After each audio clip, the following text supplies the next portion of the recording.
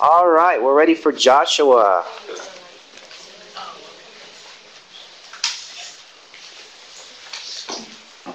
Let's see here. Cole asked a good question here at the break. Maybe you could share a little bit of it with the group.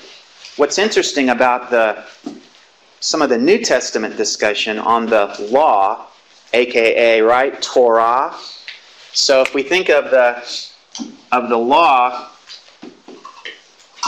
and Paul calls the law a tutor, that tutor idea. Remember, you know where that is. Where is that exactly in the New Testament? I can't remember. Oh, that's a Galatians text, right. So the role of the Torah as tutor, well, that builds off of, if you remember, the idea that I've talked about with regards to the Torah. The idea there is instruction, right?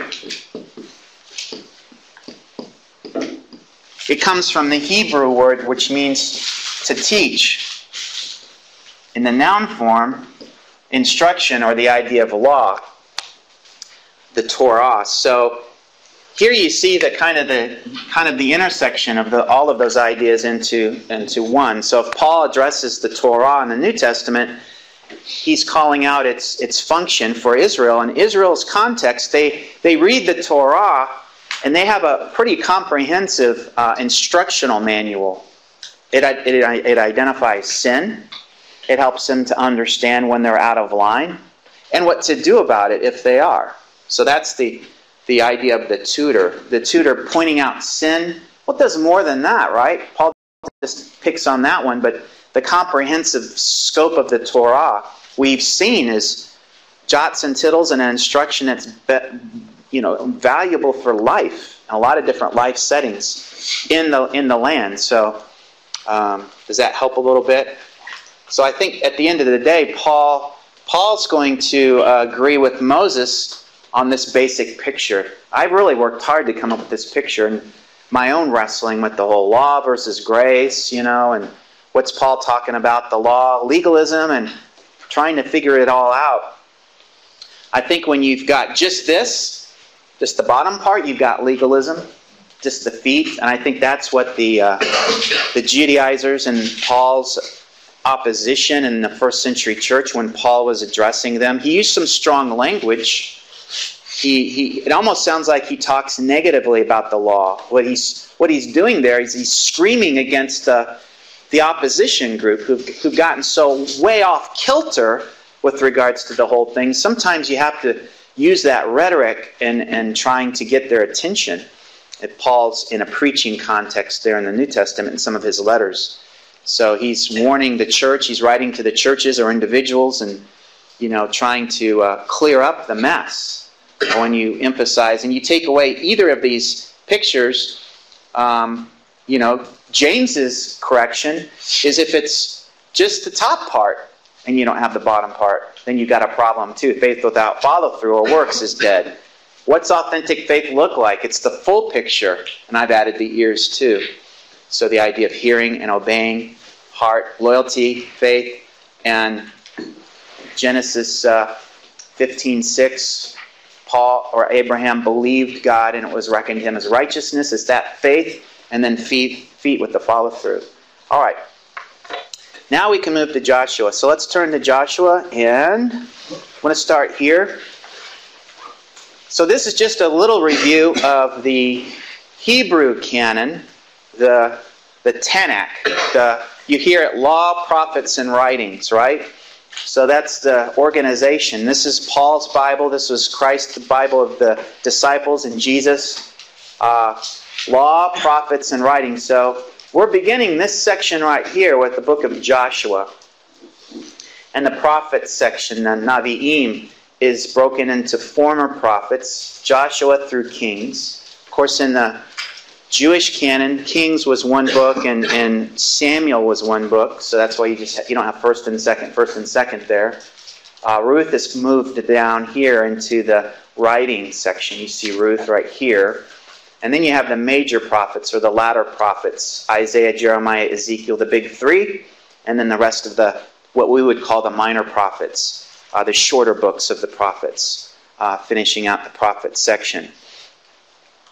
So Joshua is really the first book that begins this whole section called the prophets. And what I wanted to do is kind of show you some, you know me and my bookends idea. The bookends.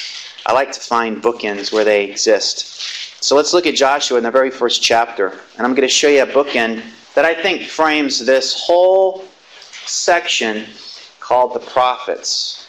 So here's a bookends idea that frames the whole middle section of the Jewish canon called the Navi'im, or the prophets. So you ready for it?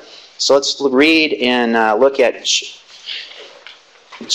Joshua chapter 1. Let's see. Amy over here, could you read for us? Chapter 1, verses 1 through 9. After the death of Moses, the servant of the Lord said to Joshua, the son of Nun, Moses' assistant, Moses, my servant, is dead. Now therefore, arise, go over this Jordan, you and all this people, into the land that I am giving to them, to the people of Israel. Every place that has the sole of your foot will tread upon, I have given to you, just as I promised to Moses. From the wilderness and its Lebanon, as far as the great river, the river Euphrates, all the land of the Hittites to the great sea, toward the going down of the sun, shall be your territory.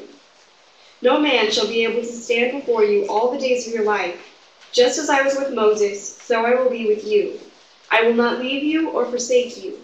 Be strong and courageous, for you shall cause this people to inherit the land that I swore to their fathers to give them.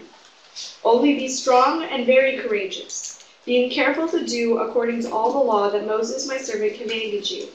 Do not turn from it to the right hand or to the left, that you may have good success wherever you go.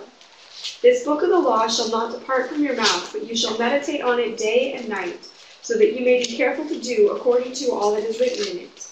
For then you will make your way prosperous, and then you will have good success. Have I not commanded you? Be strong and courageous. Do not be frightened, and do not be dismayed, for the Lord your God is with you wherever you go. Okay, so this is the charge that comes from the Lord, and the Lord speaks to Joshua. Joshua, I want you to say these words to the people.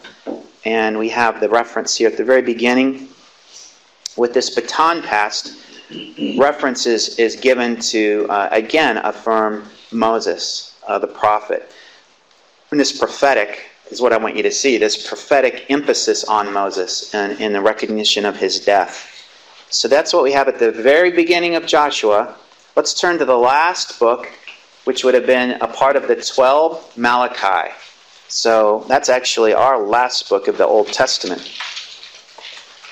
But in the arrangement of the canon, the Jewish canon, we brought out the fact that Chronicles is the last book of the Jewish canon.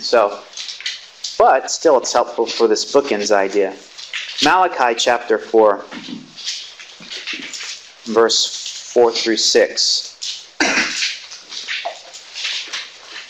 Remember the law, the Torah of Moses my servant, even the statutes and ordinances which I commanded him in Horeb for all Israel. Behold, I'm going to send you Elijah the prophet before the coming of the great and terrible day of the Lord. And he will restore the hearts of the fathers to their children and hearts of the children to their fathers, lest I come and smite the land with a curse. And that's how it ends. Kind of on a downer there, sorry. But it does get to the day of the Lord. That's good. But interestingly, it ends with this reference to Moses again, but another prophet will be brought in, called back to come on the scene in the future. And that's a reference here to Elijah. And of course, you know the New Testament connection there to John the Baptist, who will come on the scene and be mistaken for Elijah, but still will have the role of announcing the Messiah in the New Testament. So that's the bookend idea from the beginning of Joshua in reference to Moses to the end of Malachi in the reference to Moses, but another prophet who will come like Moses. So that's what I want you to see there. Let's talk about this idea of Deuteronomic history. And this is an idea that we briefly talked about in that one lecture that I had to give you over fall break. We talked about some of these things before. But the former prophets, Joshua through Kings, These will be the books that flesh out Israel's history that stems from really the blessings and the curses section that we talked about in Deuteronomy. So this is the history that happens as a result of that. This is called Deuteronomic history because it's so closely attached to what Moses has taught, the blessing and curses section of Deuteronomy, and the discussion of exile and the restoration that happens on the back end. All of that gets played out in this section we call Deuteronomic history. So Israel's conquest of the land, the book of Joshua, we got Judges, Israel's settlement in the land, the establishment of the monarchy in the books of Samuel, and finally the books of Kings. It's the beginnings of failure in the monarchy and the eventual death and exile of Israel and Judah as nations. So again, Deuteronomy, I've already said a lot of this already, but it's the theological foundation, and it helps the authors evaluate the historical people, places, things, and events that they're recording in their day. They're evaluating it theologically. We have history plus theology in these books. And in terms of the scholar who got this Deuteronomic history on the map, Martin Noth, he's right there. And I'm not sure if that's a cigar in his hand or not, but there you go. And he died just a few years after I was born, so that's interesting. Now, don't be blown away by this picture. I just want to show you, get a little bit into the critical discussion of Deuteronomic history. The thing that I appreciate about it is its focus and emphasis on bringing together Deuteronomy in terms of the evaluation of this history. The thing that I'm critical about it is the Deuteronomic history. The critical scholars that hold to this kind of approach will piggyback off of our discussion on the documentary hypothesis. So you remember the JEDP discussion. When we talk about D, we have the Deuteronomic historian or the Deuteronomist. The author, right, or the school, or the individual, however, whatever scholarly camp that you talk about. The D is somewhere here. Just before, right around I think the dates would be about 622 BC, in and around the reforms, the religious reforms of Josiah, that king. Remember the event of them discovering a portion of the Torah behind the wall during the remodeling project of the temple? That whole time period is right in the epicenter of the work of the so-called Deuteronomist. So he's the D of the documentary hypothesis. And according to the scholars that hold to this, all of this history is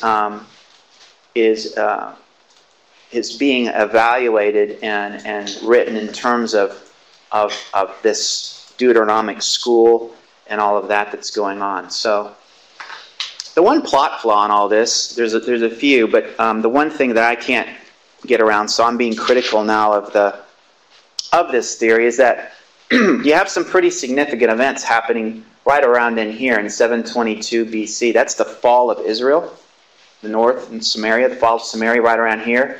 Of course, after all of the reforming efforts of King Josiah, things go downhill pretty quick for Judah in the south.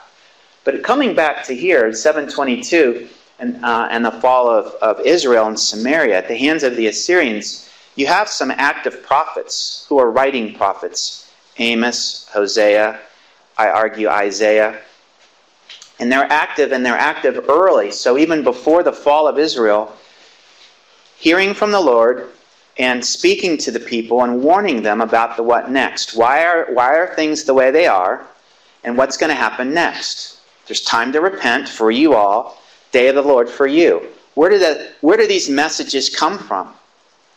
Prophets like Amos, you look and study his book, he's like you almost are reading a courtroom drama.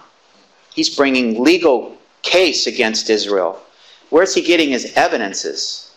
From the book of Deuteronomy, and all of these things. So the argument is, what do you have active prophets operating in advance of this so-called Deuteronomist from a work that hasn't even been produced yet?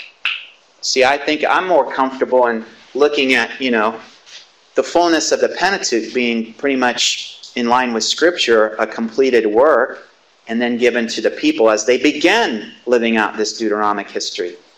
So by the time you get here, you've got active prophets with the Pentateuch already active and in their back pockets, so they can pull from that and build their case against the covenant rebels over here. You all should know better. Haven't you read Moses' book? That's the basic message. And you all over here know that there's a future and a hope for you because he's talked about restoration, and that restoration is coming. Ezekiel, Valley of Dry, the dry bones will live. The new covenant, the circumcision of the heart, and all of these things that are coming for you. All right, so that's the extent of my discussion of Deuteronomic history. All right, another thing that I want to bring out, and one of the implications for taking Mosaic authorship seriously, we've talked about the fact that Deuteronomy is going to anticipate the future and blessings and curses of Israel. Moses is going to look ahead and anticipate the exile of Israel in Deuteronomy 28:63. We've seen that.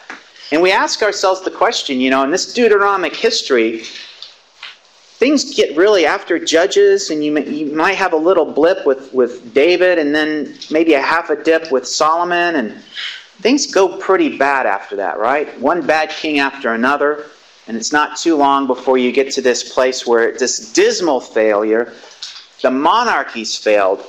And remember, we ask ourselves the question, we haven't gotten to Judges yet, but the author of Judges, after 400 years of spiritual chaos, he asked the question, what about a king? Right? Remember we looked at that last week. What kind of king would come on the scene and turn this thing around? There was no king in Israel. Everybody was doing what was right in their own eyes. So I think that there's a little bit of looking back by the author of Judges, because God is always supposed to be king in Israel. So we'll see this when we get into Samuel next spring, the pivotal chapter 8 there, where the people come along and they say, yeah, we want a king. We want a king just like the nations. And I think that's pretty clear in the text. It's a choice of rebellion on multiple levels. So where's that thing going in terms of this idea of king? Not that kind of king. That's certainly not the kind of king that's going to make things better spiritually. But we have other hints in other places with regards to the... I've got a blinking light here. Does everything look good on your end? Okay, just checking. All right. So, let's see. Let's turn to another pivotal place, and I want to show you this in 2 Samuel chapter 7. Another prophet who's at work. And I know I'm jumping ahead a little bit here, but I just want to give us some placeholders. So as we come back and revisit this, I want to help you be able to string some of these big theological questions together. While we talked last week about the last verse in Judges, I think that the author of Judges is still looking ahead to the future, and he's asking the question, if God's always king, and God was always supposed to be king, then what kind of king will Israel need in light of that? So if he's just a full-out earthly king, then it's that kind of earthly king who's not going to get in the way of God as king. But is there something more that might happen? That's a possible question. So we have Nathan the prophet here in 2 Samuel. Let's look at chapter 7. And see, Jonathan Kirkland up here, could you start reading there in verse 8? So God speaks through Nathan the prophet to King David. And need to come back to you? Called you on... Oh, I'm sorry. 2 Samuel 7, beginning in verse 8. You got it? Didn't think this was going to be a Bible drill today, did you?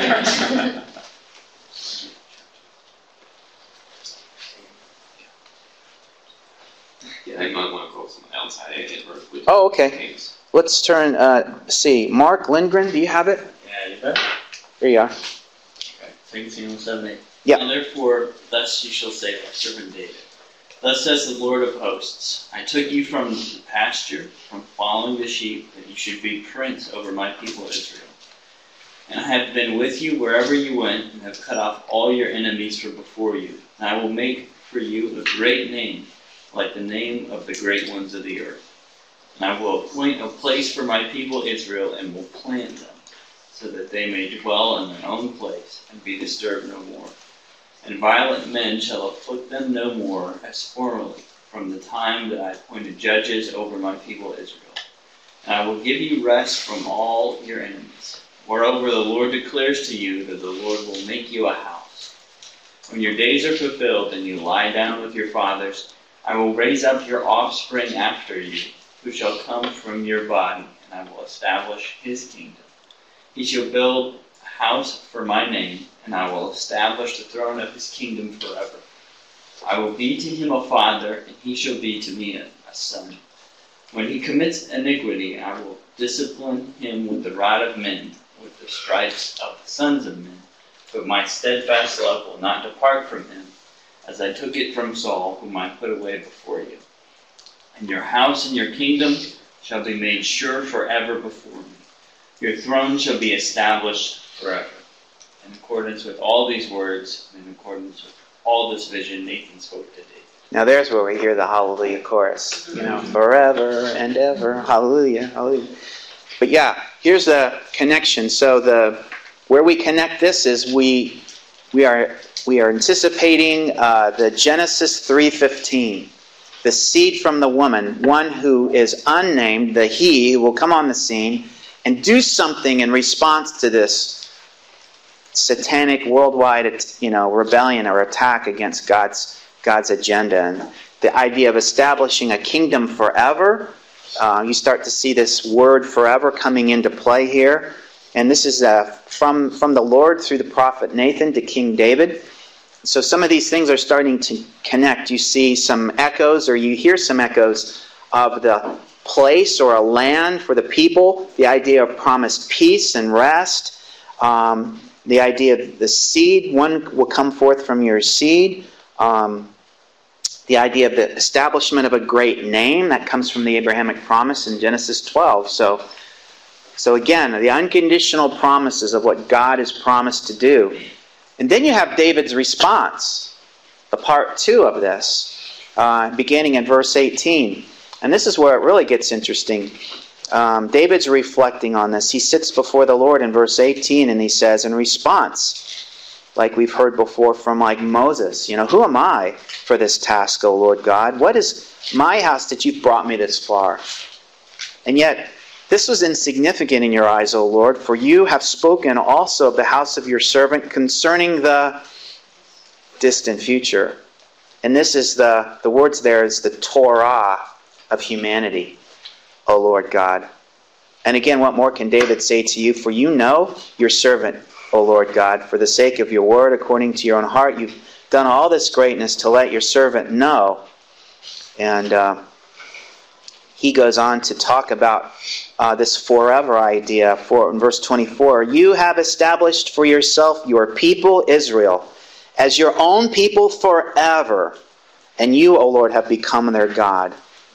Now, therefore, Lord, the word that you've spoken concerning your servant and his house, confirm it forever and do as you have spoken. You see this forever idea in David's reflection.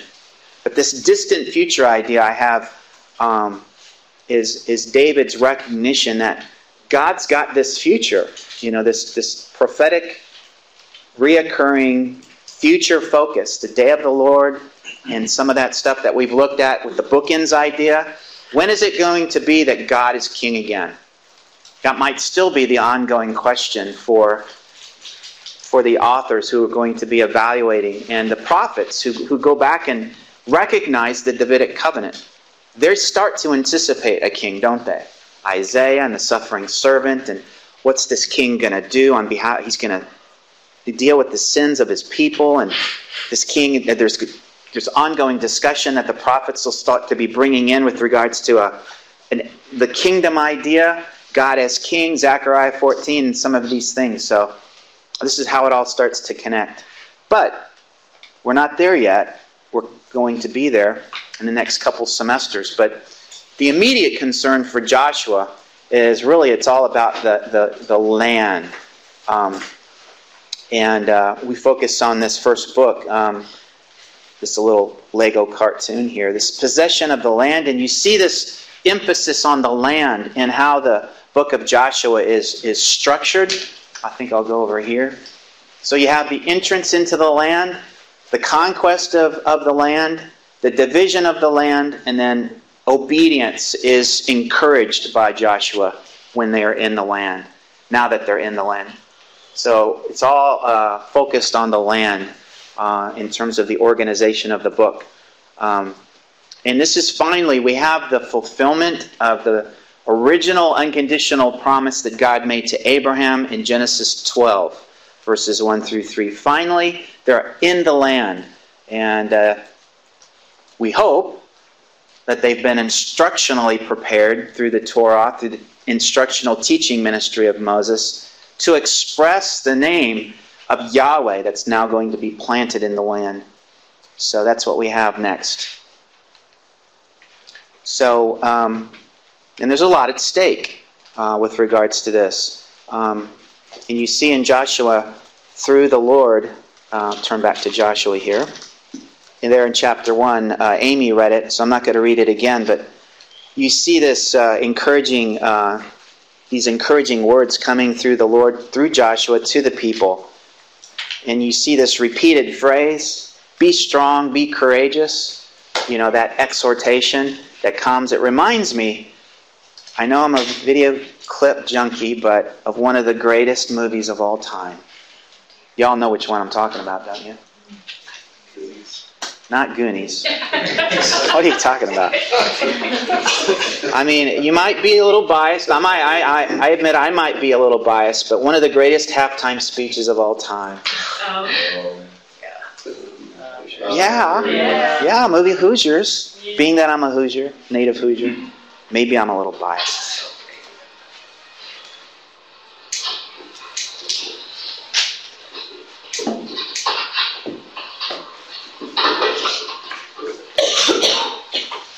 There's a condition in tournament play. Not talk about the next step until you climb the one in front of you. I'm sure going to the state finals is beyond your wildest dreams, so let's just keep it right there. Forget about the crowds, the size of the school, their fancy uniforms, and remember what got you here. Focus on the fundamentals we've gone over time and time again. And most important, don't get caught up thinking about winning or losing this game. If you put your effort and concentration into playing to your potential, to be the best that you can be, I don't care what the scoreboard says at the end of the game, in my book, we're going to be winners. Okay?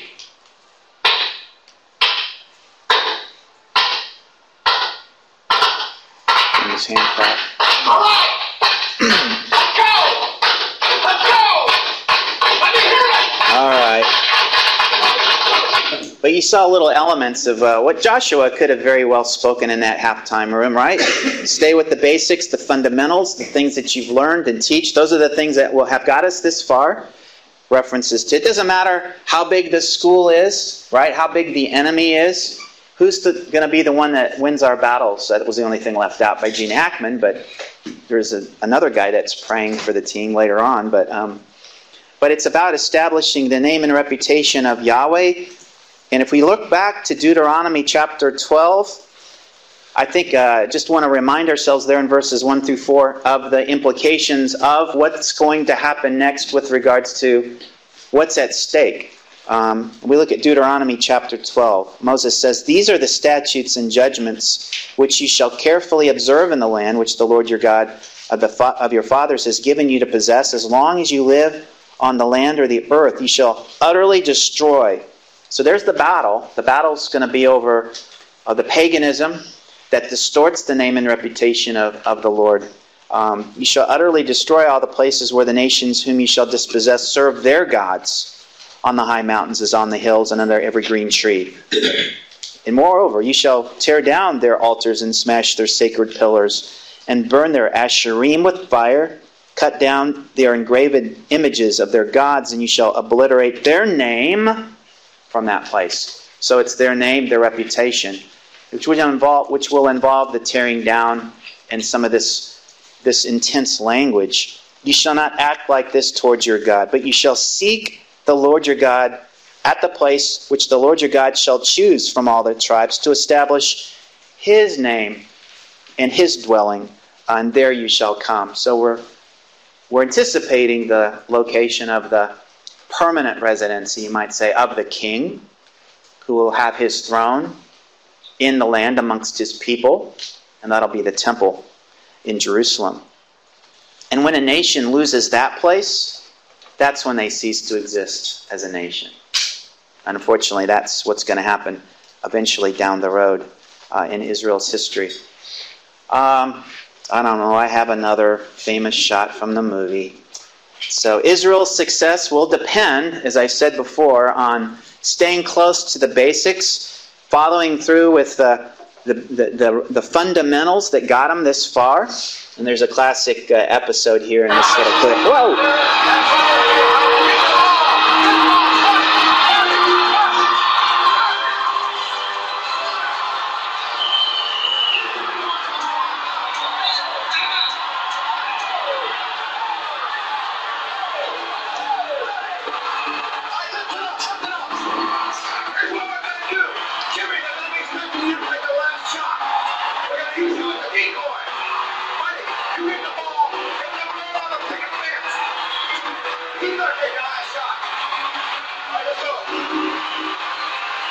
Nope. No more trick plays, Coach.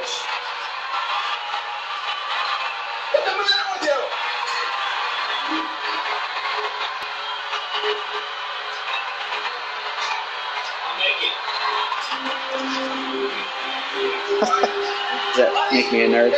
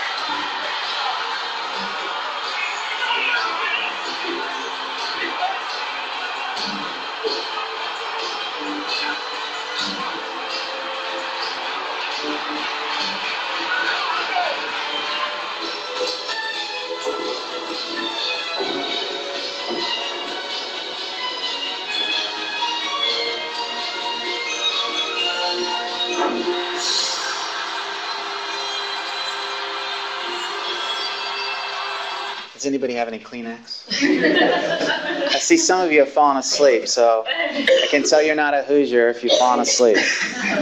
No, that's just kind of like a great... I mean, the Jimmy Chitwood shot, actually, that is all based on a true story, as you know, that whole movie. And my dad grew up playing in some of those same little southern Indiana basketball arenas where they have the wall so close to the back of the basket, so if you're doing a full-out layup, you end up running into the pad.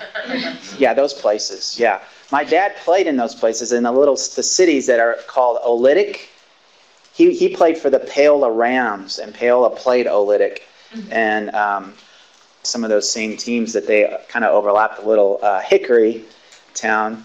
But it's all based on true story. And there's a restaurant you can go to in Indianapolis that is all decked out in the whole history of this whole real-life event. So it's interesting. One of the original players started this restaurant, so he owns it. So it's kind of fun. But no, they don't need to depend on any trick play. So they can defeat the big enemy. I think it was, I always forget, the Elkhart or one of those teams from the north. came down and it was the little guy versus the David and Goliath story. And no, they've got Jimmy Chitwood. He's their go-to guy. So what's Israel going to do when they need, and their back's against the corner and the clock's ticking, they've got their go-to guy as well. The Lord's already promised, right? The Lord's going to win the battles for Israel in the promised land if the battle's fought his way, not with some trick play that Israel comes up with on their own. So that's the book of Joshua. So Joshua's going to pick up the baton of leadership. He's going to also take on the role of encourager from Moses. The people need encouragement. They need to be continued to be instructed and led and guided. And we see that role pick up there in chapter 1, verse 10. Let's look there. Then Joshua commanded the officers of the people, saying, so he's already taking leadership, pass through the midst of the camp and command the people, saying, prepare provisions for yourselves, for within 3 days you are to cross over the Jordan to go in to possess the land which the Lord your God is giving you to possess it. And to the Reubenites, the Gadites, and the half-tribe of Manasseh, Joshua said, remember the word which Moses, your servant, remember the word which Moses, the servant of the Lord, commanded you, saying, quote, the Lord your God gives you rest and will give you this land, that is the land across the Jordan. Your wives, your little ones, and your cattle shall remain in the land which Moses gave you beyond the Jordan. But you shall cross before your brothers in battle array, all your valiant warriors, and you shall help them, until the Lord gives your brothers rest, he gives you, and they also possess the land which the Lord your God is giving them. Then you shall return to your own land to possess that which Moses, the servant of the Lord, gave you beyond the river Jordan toward the east, or the sunrise. So that's what we have going on here. So Joshua, he had some early experience, working around the army. He's got some training, but what's more important for Joshua is he's carrying the theological baton, which Moses has already laid. He's got his theology correct with regards to the what next. So let's keep going here. So the first 5 chapters in the book of Joshua will unpack their entrance into Canaan. And what's interesting as we get into these early chapters, it's not long before we discover that the name and the reputation of the Lord has already preceded him and the nation Israel. Even before they get there, we meet up with Rahab, the woman from Jericho. Let's see what she says in chapter 2. And she's encountering some of the spies that Joshua sends in. And she's going to assist them. And you all know the story, but I just wanted to focus on some of what she says here. And let's see, is Ryan Keyser here? There you are. Could you read for us in chapter 2, beginning in verse 8? Now before they lay down, she came up to them on the roof.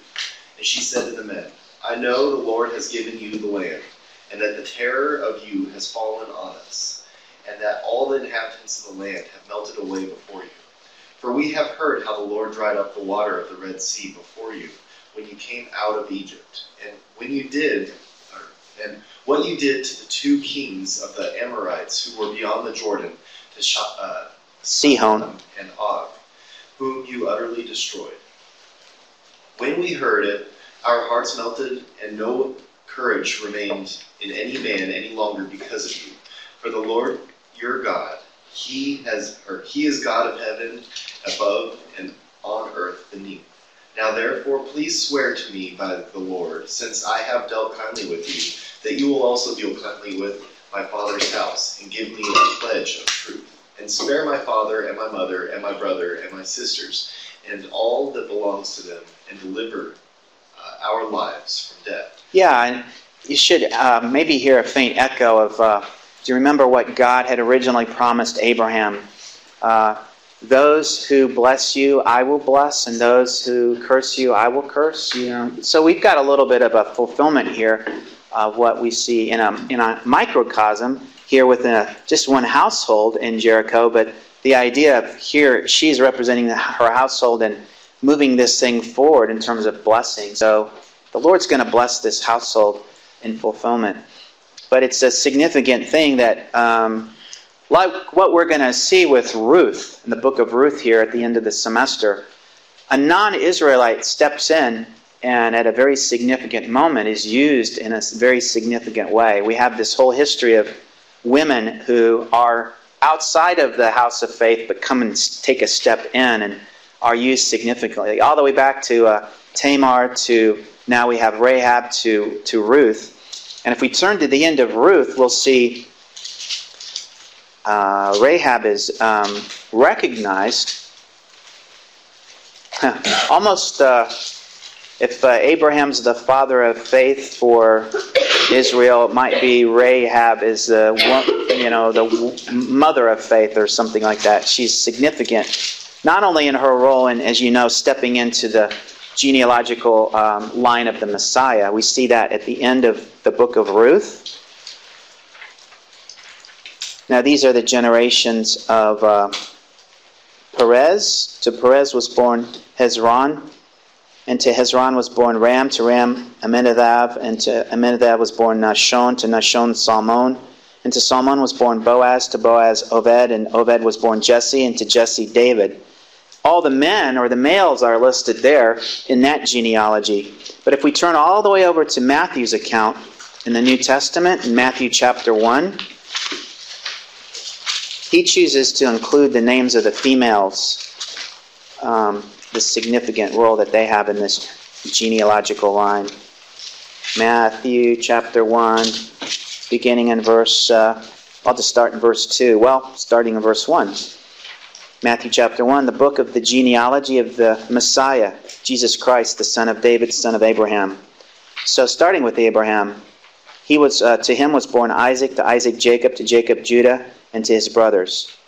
So going back to Judah and Tamar, to Judah was born Perez and Zerah by Tamar, and to Perez was born Hezron, and to Hezron Ram, and to Ram was born Amminadab, and to Amminadab Nahshon, to Nahshon Salmon, and to Salmon was born Boaz by Rahab. So there you go. Then we get to Boaz, who was born, and to Boaz was born Obed, and to Ruth, by Ruth, and to Obed Jesse. Jesse was David's dad, who became the king. So all of the women are included in Matthew's genealogy there. But we're not done with Rahab. Let's turn to Hebrews, the book of Hebrews, chapter 11. Not only is she recognized for her significant contribution to the genealogy, but here she is in the Hall of Fame of Faith. So that's why I make my claim that right up there with Abraham as being a model of faith. We don't have all the details, but apparently she steps into the faith community, and all, even from chapter 2 there that we read, some pretty significant acknowledgments of who Yahweh is and his name and his reputation. In chapter 11, verse 31, by faith Rahab the harlot did not perish along with those who were disobedient after she had welcomed the spies in peace. And what more can I say, So there she is. Just a few brief details. That was the purpose of the author of Hebrews, is to do that. But also in James, in the book of James, let's turn over to James chapter 2.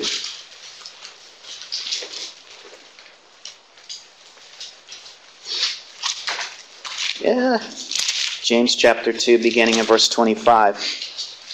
And in his significant discussion of the controversy of faith and works, the author of James comes in pretty strong after his discussion of Abraham. And in the same way, faith with feet, I think, was not Rahab the harlot also justified by her works, which were connected to her obedience, when she received the messengers and sent them out by another way? Just one verse there, but she's right there, right after Abraham. So Rahab is huge. You can have a whole women's conference. I'm sure it's been done. I know it has, based on some of these significant women of faith in the Old Testament. So these were women who were part of the divine plan to get us from Genesis 3:15 all the way through to the Messiah. And that's important. So that's all I want to say about that. So the theology of the conquest. If we go back now to Joshua chapter 3. Let's look at verse 1. So Joshua rose early in the morning, And he and all the sons of Israel set out from, and now you have to say that carefully. How do you say it? How do you pronounce it in Hebrew? There's no dagesh forte in the Tau. I think it's a soft pronunciation. Not a t, but a th. Shitham. All right. Just wanted to make sure you got that right, so you didn't be inappropriate in the middle of a sermon somewhere. You ever been in a church service where the pastor who's trying to read from the Old Testament just can't? Gets all tongue-tied and it's messing up all the pronunciations of the Hebrew words. Or in a class of fourth graders. Yeah. My pastor, bless his heart, he's great, but he kept referring to Judah as Judea for some reason on Sunday. He's like, no, it's Judah, not Judea. Stop the camera. Okay. All right. So Shitham. They set out from Shitham, and that's right here. That's of all Shitham right here. This is the city where they've been camped out for a while. So he's moving the camp closer just across the Jordan River and en route to and following this east-west trade route to be a highway getting to Jericho. So he's going to deliver orders. They're going to cross over the Jordan, but they're going to be there at that second camp for just about 3 days. And he's going to deliver orders, Joshua, now as a military commander, about how the battle will be fought on God's terms. Interestingly, we have this, and I was hoping to have a friend from Sunday school come in, a gentleman who lost his wife earlier this summer, but he's also a big expert on military history. So I was going to bring him in. He was going to come in today, but he had a last-minute conflict again. And but he was going to talk about the military strategy of the Battle of Jericho. So we'll have to save that for later. But this battle is going to be led by the Levitical priests and the Ark of the Covenant being carried. Let's take a look at that in chapter 3. Here we go. Chapter 3 and verse 2. So he's giving the instructions on how the battle is going to be fought. Chapter 3, verse 2. And it came about at the end of 3 days that the officers went through the midst of the camp. They commanded the people, saying, when you see the Ark of the Covenant of the Lord your God, with the Levitical priests carrying it, then you shall set out from your place and go after it. However, there shall be between you and its distance about 2,000 cubits. Don't come near it that close, that you may know the way by which you shall go, for you have not passed this way before. So again, the Lord is leading his people even into battle. Then Joshua said to the people, consecrate yourselves, for tomorrow the Lord will do wonders among you. And Joshua spoke to the priests, saying, take up the Ark of the Covenant, cross over ahead of the people. So they took up the Ark of the Covenant and went ahead to the people.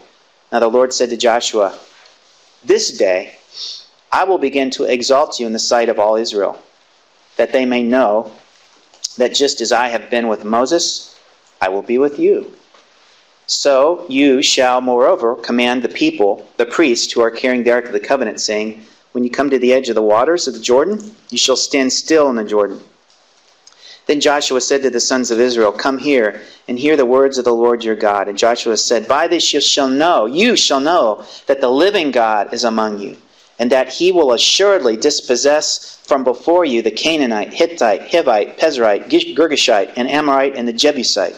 Behold, the Ark of the Covenant of the Lord, and all of the earth is crossing over ahead of you into the Jordan.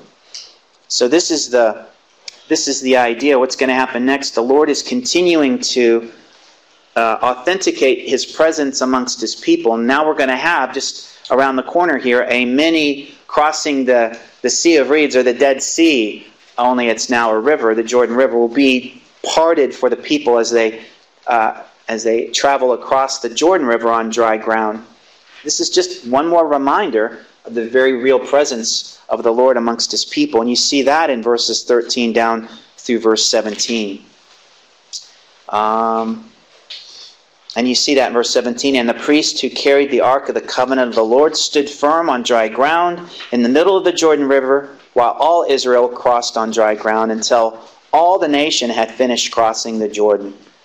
So that's part of the preparation. We're not done yet with regards to the preparation, which focuses us on the fact that there's a spiritual battle being fought here. It's a battle that's being fought God's way and on God's terms. The people are being reminded every step that the Lord is with them. And this is not about their military strength and not even their battle strategy, so to speak. So let's take a look at chapter 5, verse 1. As they're advancing through, what's interesting in what we saw with Rahab, the name and the reputation of Yahweh is preceding the battle, is preceding the army in the march. Verse 1. Now it came about when all the kings of the Amorites who were beyond the Jordan to the west, and all the kings of the Canaanites who were by the sea, that's the Mediterranean Sea, all those who were beyond the Jordan, right, and beyond Jericho, heard how the Lord had dried up the waters of the Jordan before the sons of all Israel until they had crossed, that their hearts melted, and there was no spirit in them any longer because of the sons of Israel. So this is a battle that's going to advance the name and the reputation of the Lord amongst the people. And it's going to be a battle that required the spiritual preparation of the people. And you see that in verses 2 through 8. Let's see. Let's see who's here.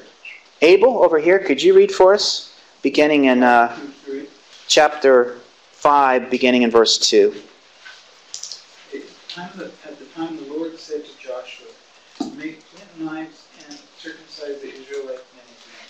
So Joshua made flint knives and circumcised the Israelite men at Gibeath Ha'aralath.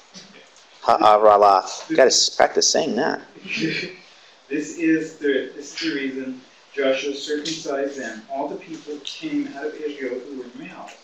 All the males of war had died in the wilderness along the way after they had come out of Israel. Though all of the people had come out were circumcised, none of the people born in the wilderness along the way were circumcised after they had come out of Israel. For the Israelites wandered in the wilderness 40 years until all the nation's men of war who came out of Egypt had died off because they had not obeyed the Lord. So the Lord vowed never to let them see the land he had sworn to their fathers to give them, the land flowing with milk and honey. Okay, we can just pause there. So there's this focus on all of these things that are happening before the battle's being fought. So now we're focused on getting everybody properly circumcised.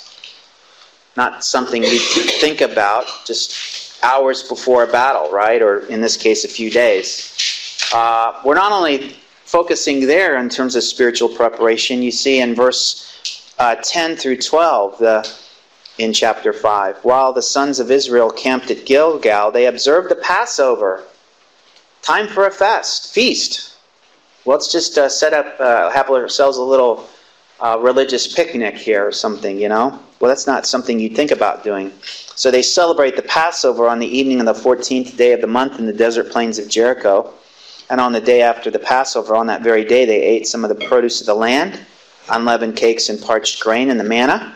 Ceased on the day after they had eaten some of the produce of the land, so that the sons of Israel no longer had manna, but they ate some of the yield of the land of Canaan during that year.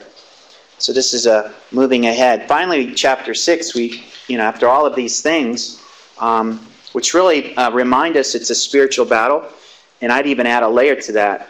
There's an unseen aspect of this spiritual battle. And I've talked about before, what's underneath the whole pagan expression is probably just a satanic oppression. All the various expressions of paganism that are a part of all of the different ites, the people-ites, the Hivites, Girgashites, Pezerites, and all of these, I've heard them affectionately called the termites, need to be driven out of the house, right? Because there's nothing good about them, this well-entrenched paganism.